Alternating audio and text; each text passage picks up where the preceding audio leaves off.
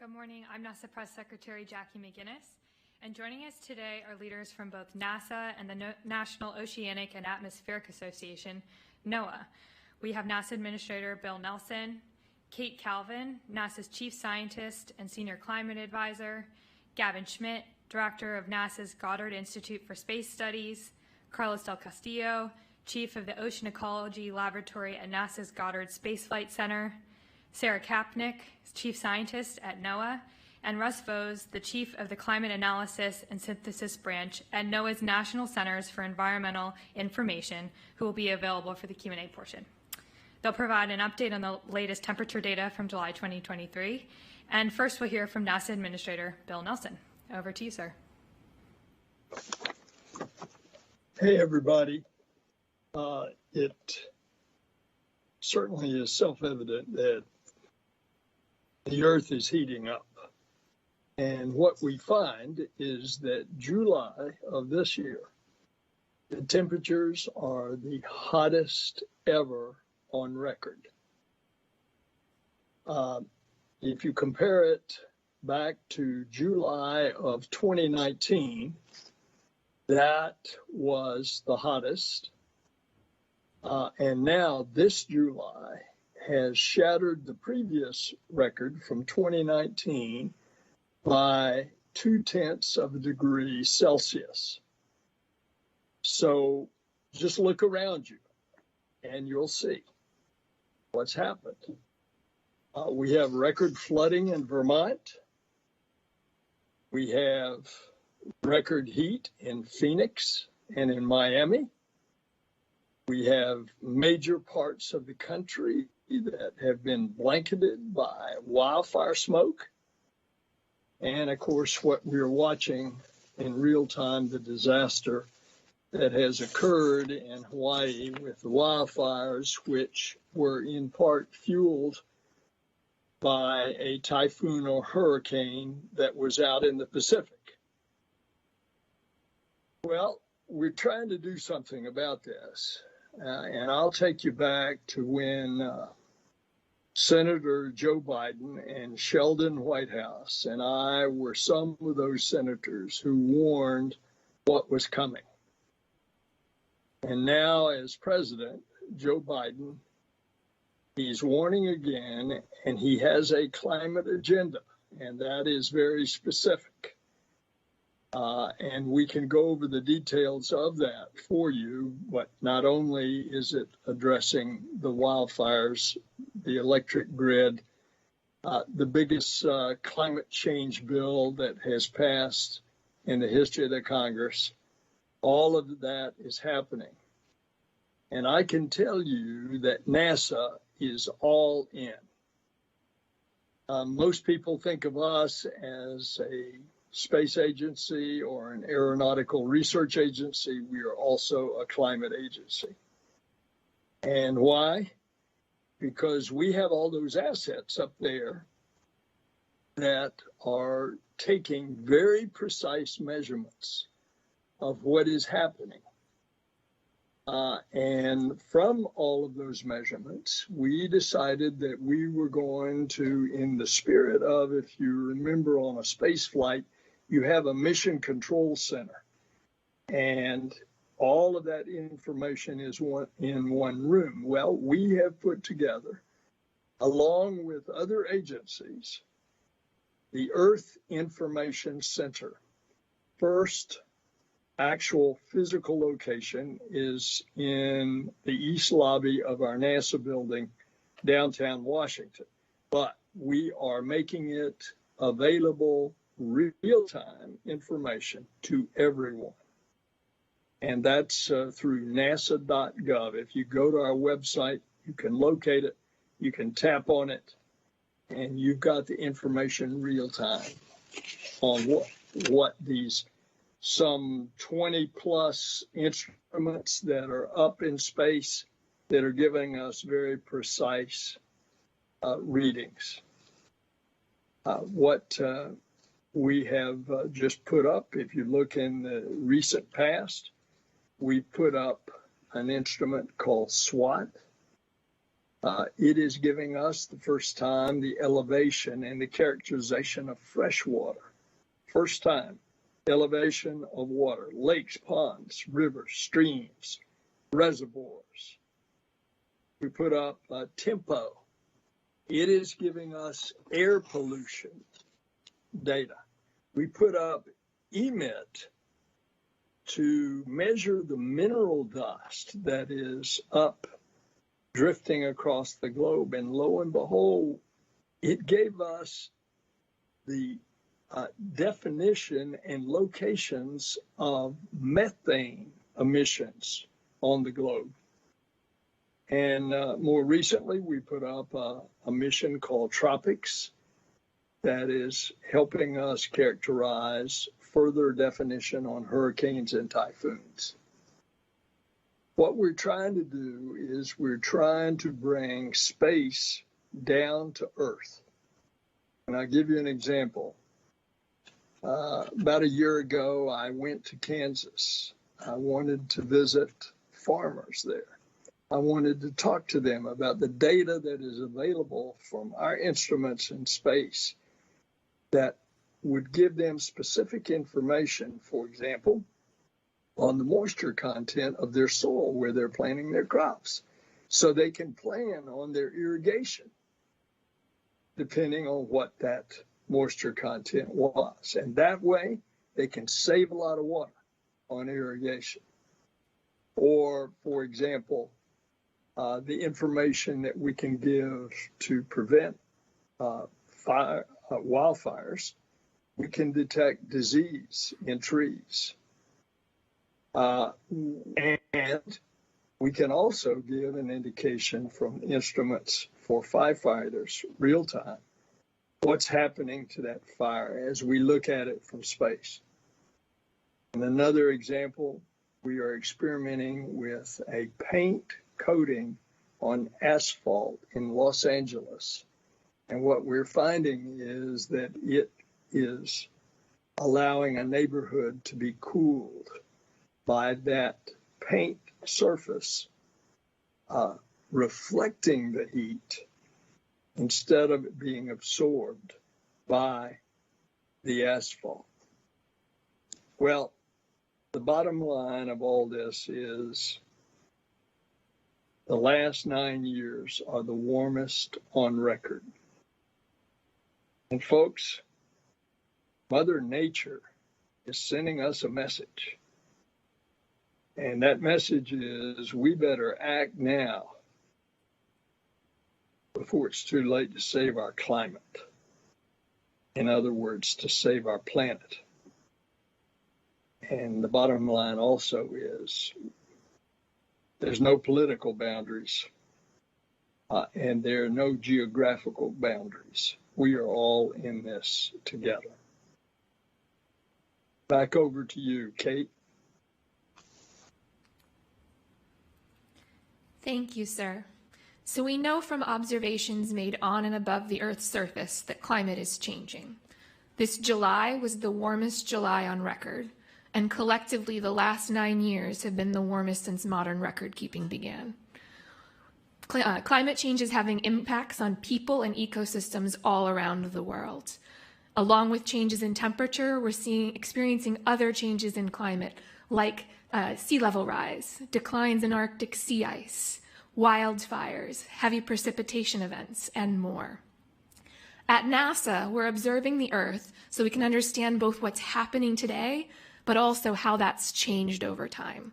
So we can observe the impacts of climate change, like sea level rise, wildfire, extreme heat.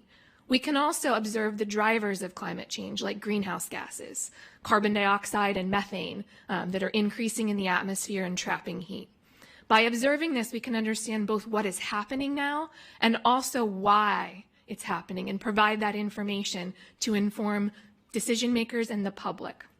So all of the data that NASA collects is publicly available, and we're working to make it easier to use so that people can understand what's happening in their communities and help plan for the future.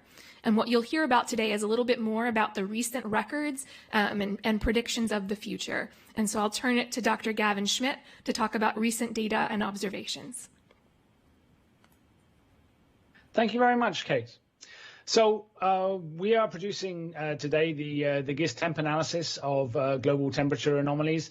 These are an analysis based on weather station data, ocean buoys, ship records, and automatic weather stations in Antarctica and elsewhere, put together to give an estimate of the global mean temperatures, and that estimate goes back to the 19th century. The results that we're presenting today for July show that July 2023 was by far the warmest July in the record, more than 0.2 degrees Celsius warmer than the previous record, which was in July 2019, and more warm still than the last time that we gave a kind of mid-year press briefing on the temperatures, which was in July 2016. The temperatures in July are warming very, very clearly. What we're seeing here is anomalous, so it's above the trend that we would expect just from an extrapolation, and that's related to what's going on in the Pacific. So we have an incipient El Nino event that is happening, though we anticipate that the impacts of that El Nino event are going to build over time as we get towards a larger event towards the end of the year. And the biggest impact of El Nino will actually occur in 2024. So we're anticipating that not only is 2023 going to be exceptionally warm and possibly a record warm year, but we anticipate that 2024 will be warmer still. There are other things going on beyond El Nino. We're seeing extreme temperatures in the North Atlantic and in other parts of the ocean. These have been building for a while. You would have seen some discussion of that since March. There's a persistence to the sea surface temperature anomalies that is helping fuel the warmth in July and through the rest of this summer.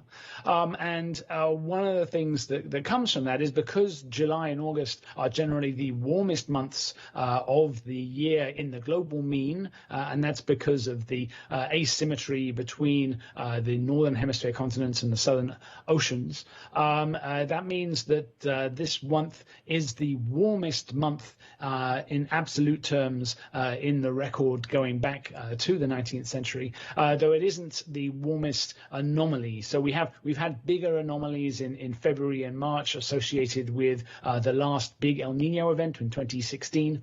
But what we're seeing here is the warmest absolute temperatures, and we know that that's having impacts. Kate mentioned it. We know that is inducing heat waves. We know that it is leading to more intense rainfall, and we're seeing that very in many places in the world, and we know that it is a contributing factor to the growth of wildfires in areas that have been affected by the temperatures. Thank you.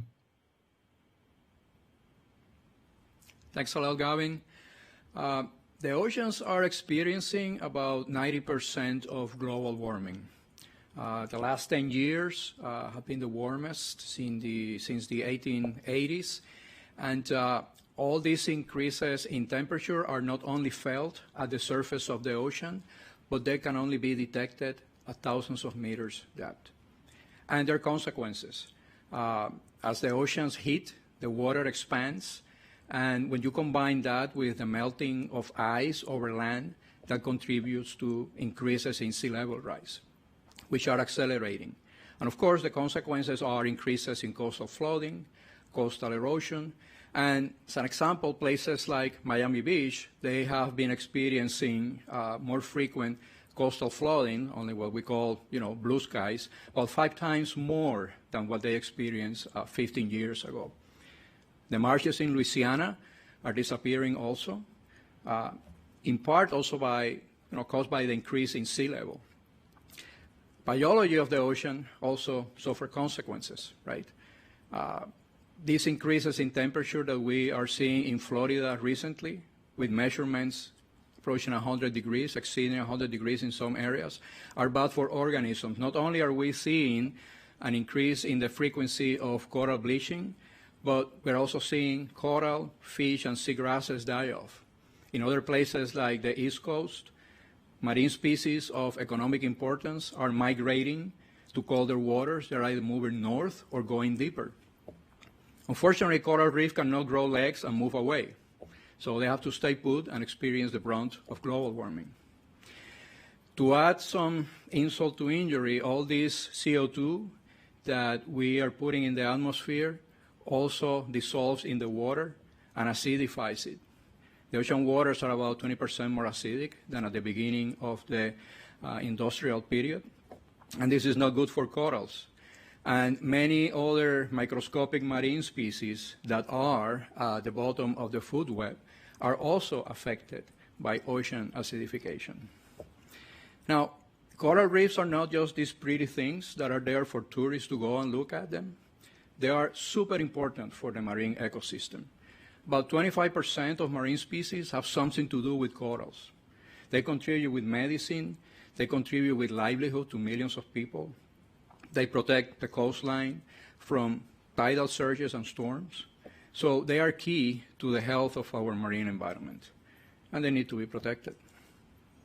Fortunately, NASA, NOAA, and friends and family in other national and international agencies have been collecting crucial data to understand how the Earth is evolving under climate change. And more crucially, we continue to work in the development of advanced measurements so we can understand our planet even better. Next year, for example, we are planning to launch the PACE mission, which will provide unprecedented measurements on the biology of the ocean, not only to understand how it works, but how it will react to global warming. And simultaneously, it will collect measurements of the atmosphere so we can look at how this atmospheric ocean system works. We're working on the GLIMMER mission, which will provide very detailed measurements of our coastal environment, which are the ones that are feeling the brunt of global warming right now. And of course, NOAA is working on another mission like GeoXO, for example, which will provide continuity of measurements. So in the future, we can continue to study how our planet is evolving. And remember, these increases in extreme events not only affect the coast, they are also felt hundreds of miles inshore. So what happens in the ocean does not stay in the oceans. Okay? It affects the whole planet. So we continue to provide this crucial data so our decision makers, our policy makers can go ahead and do their job. Now I would like to leave you with Sarah, the chief scientist of NOAA, who will talk more about these issues.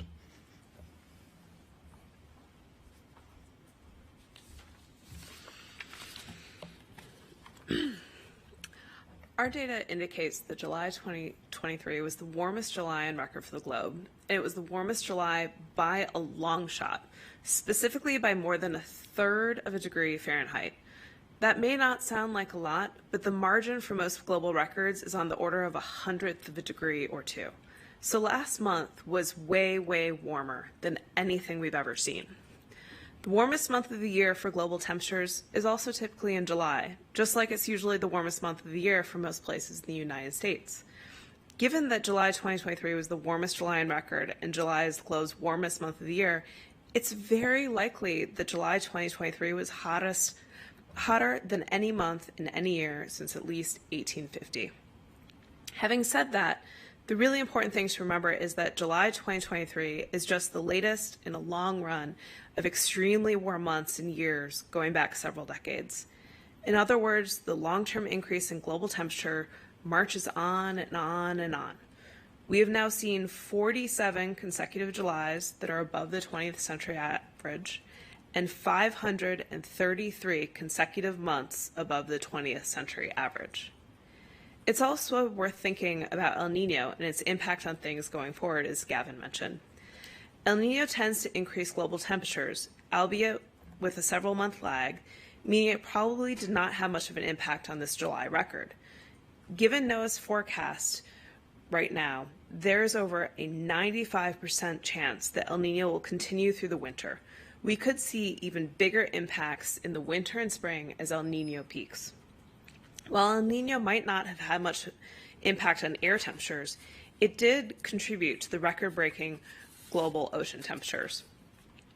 For the 4th consecutive month, the global ocean surface temperatures hit a record high as El Nino conditions that emerged in June continued into July. Over 40% of the ocean is currently experiencing a marine heat wave, with our predictions showing that that could continue into the fall or even expand. Meanwhile, in the far south, Antarctic sea ice coverage ranked the lowest on record for the third consecutive month, contributing to the July 2023 setting a record for the lowest global July sea ice extent on record. Putting all of this together, 2023 to date has been the third warmest on record. According to NCEI's Global Annual Temperature Outlook and data through July, it is virtually certain, over 99% chance, that 2023 will rank among the 5 warmest years on record, with a nearly 50% probability that 2023 will rank warmest on record. El Niños can temporarily warm the globe by approximately 0.1 degrees Celsius, an equivalent to the expected warming over a 10-year time horizon. A year like this gives us a glimpse into how rising temperatures and heavier rains can impact our society and stress critical infrastructure over the next decade. It's important to remember that these years will be cool by comparison by the middle of the century if we continue to warm our planet as greenhouse gas emissions continue. Put another way, the next few years will be the coolest for the rest of my life if the world continues to emit greenhouse gases into the atmosphere. Thank you.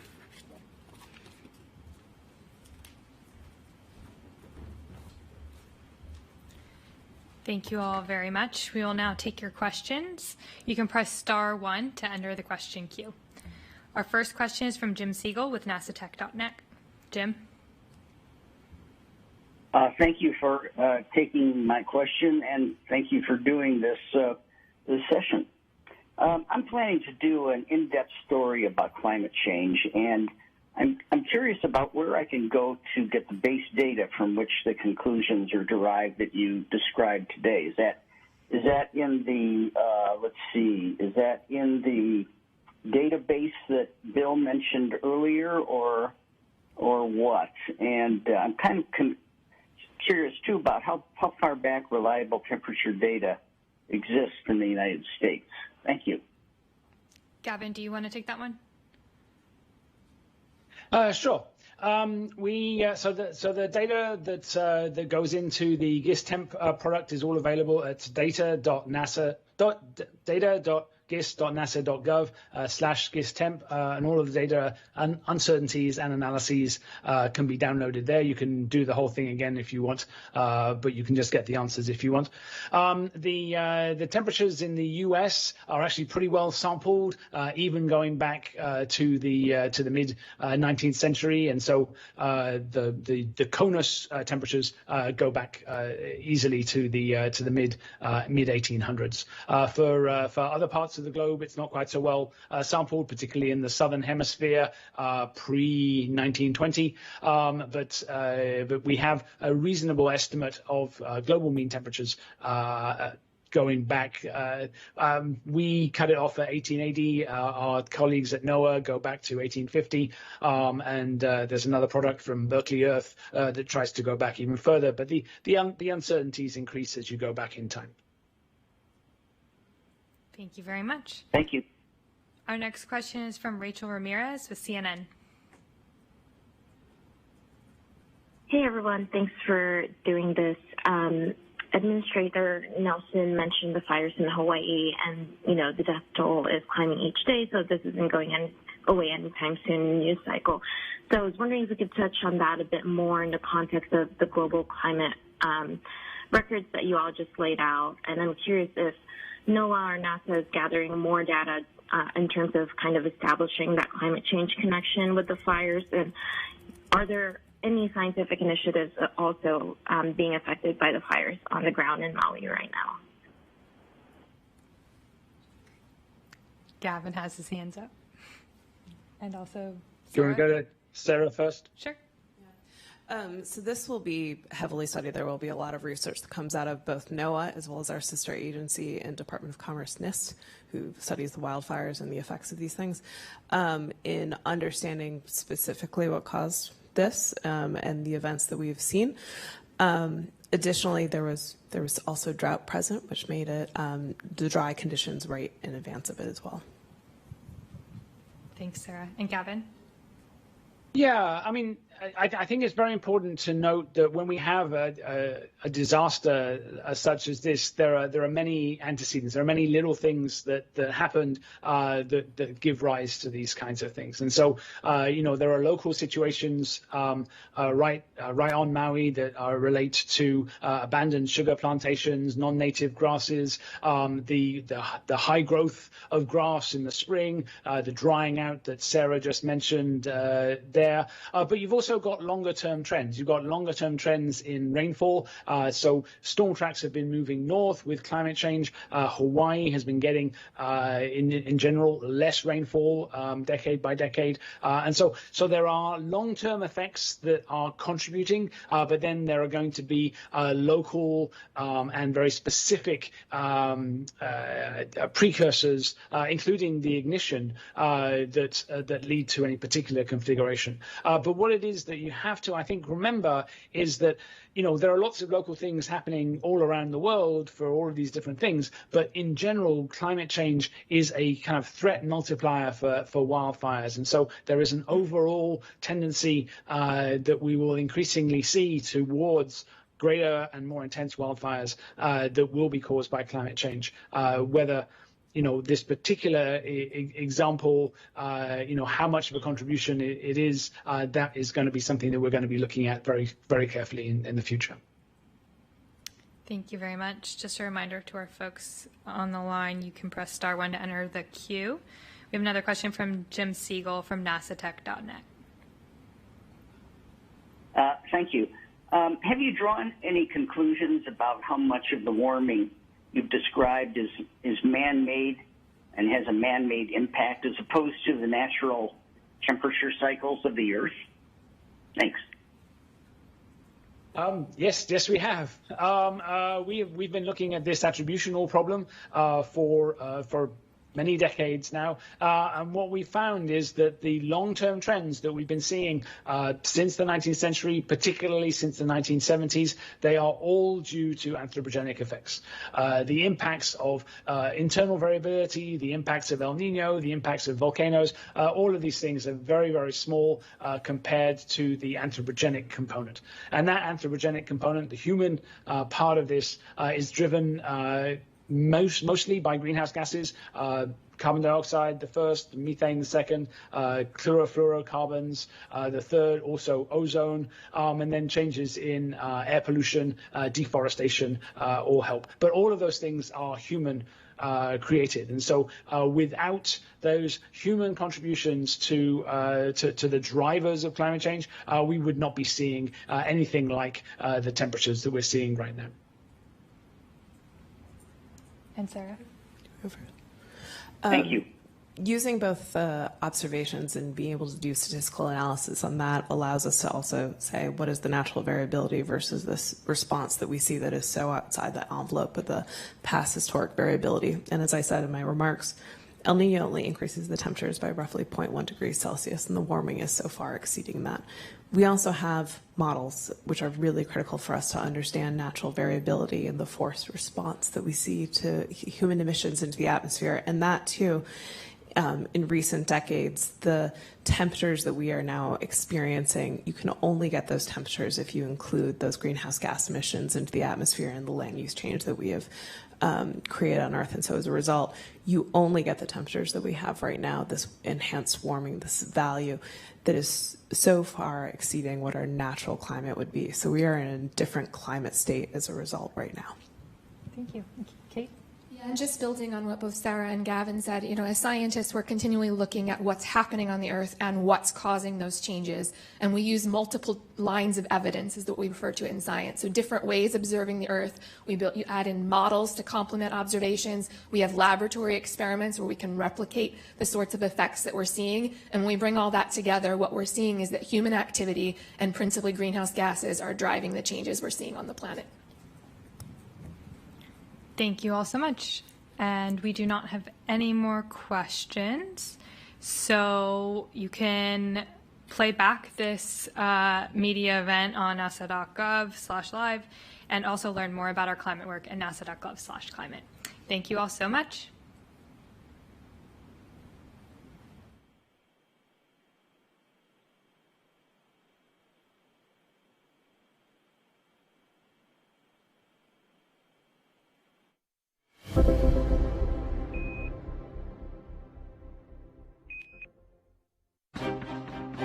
Why does climate change matter?